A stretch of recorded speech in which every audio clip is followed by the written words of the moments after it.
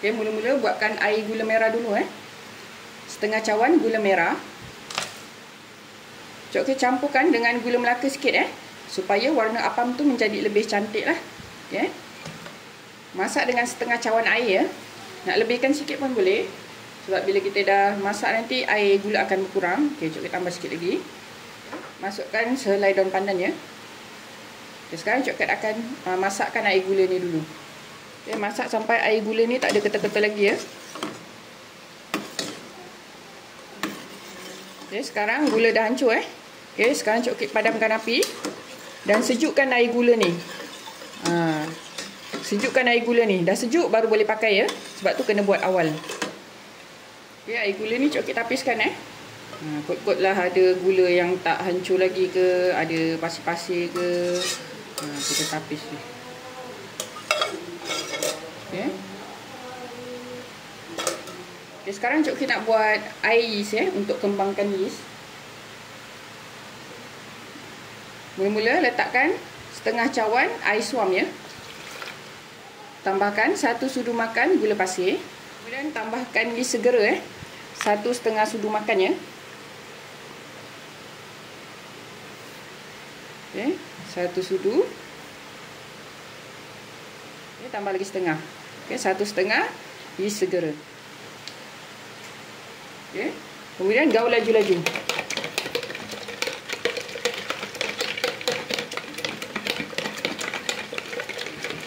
Gaul laju-laju sampai semua bahan ni sebati Lepas tu tutup bekas dan biarkan yeast ni sampai betul-betul kembang 2 kali ganda sekarang dia macam ni. Biarkan sampai kembang 2 kali ganda. Okey, sekarang yeast dah kembang macam ni. Dia dah buih-buih kembang macam ni. Dah boleh gunalah. Okey, jom kita start buat bancuhan.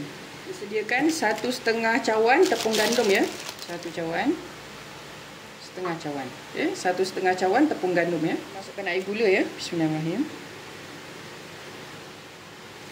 Okay, gaul-gaul sebati kan. Okay, campurkan sekali air yeast semua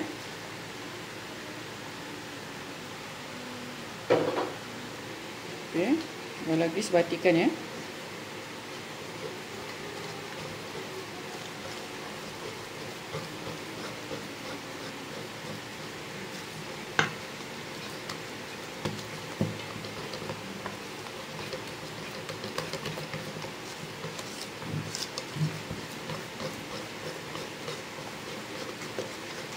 Okay, gaul je sampai adunan ni betul-betul sebati.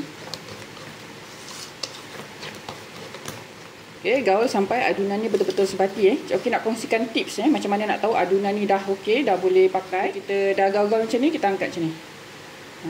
Bila adunan ni dah jatuh laju, dia jatuh bertali, dia tak putus-putus macam ni dia jatuh bertali, dia tak putus-putus kan, maksudnya adunan dah okey.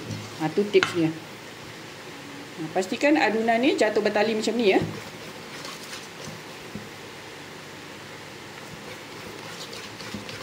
Kalau kita buat adunan tu masih jatuh putus-putus, kita boleh tambahkan sedikit air supaya adunan tu menjadi betul-betul jatuh laju macam ni. Okey. Okey, bila adunan dah siap, perap 2 jam sampai adunan ni kembang. Okey, perap 2 jam tutupkan adunan. Perap sampai adunan kembang. Okey, sementara tu boleh minyakkan acuan supaya mudah kita nak keluarkan nanti, dia tak melekat dekat acuan.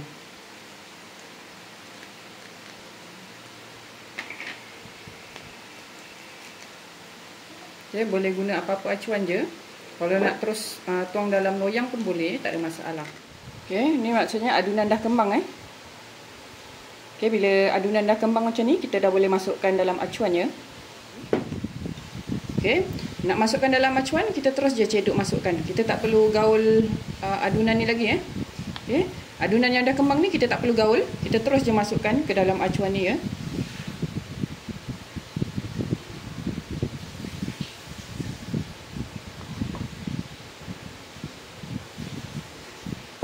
Okey, jom kita masukkan paras ni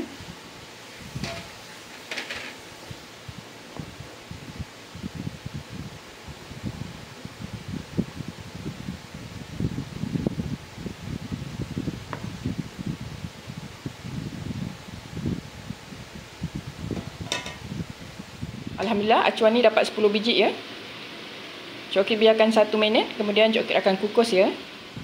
Okay, untuk penutup pengukus ni Cik Kit akan ikatkan dengan kain ya, supaya air tak menitik atas kuih kita nanti ya.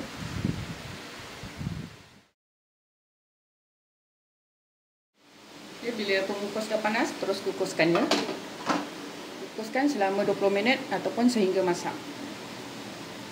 Kukus dengan api sederhana ya, supaya kuih tak merekah. Dah, inilah hasilnya selepas dikukus selama 20 minit ya.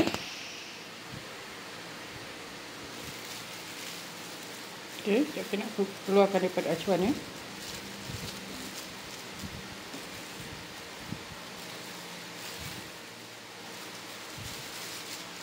Ini hasilnya ya.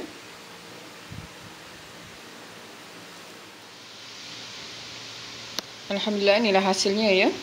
Selepas siap dimasak. Alhamdulillah, inilah hasil belah dalam dia ya. Sangat gebu dan lembut. Selamat mencuba. Okay, untuk kelapa parut ni Cik Kit akan kukuskan ya. Okay, letakkan sedikit garam ya. Okay, garis batikan.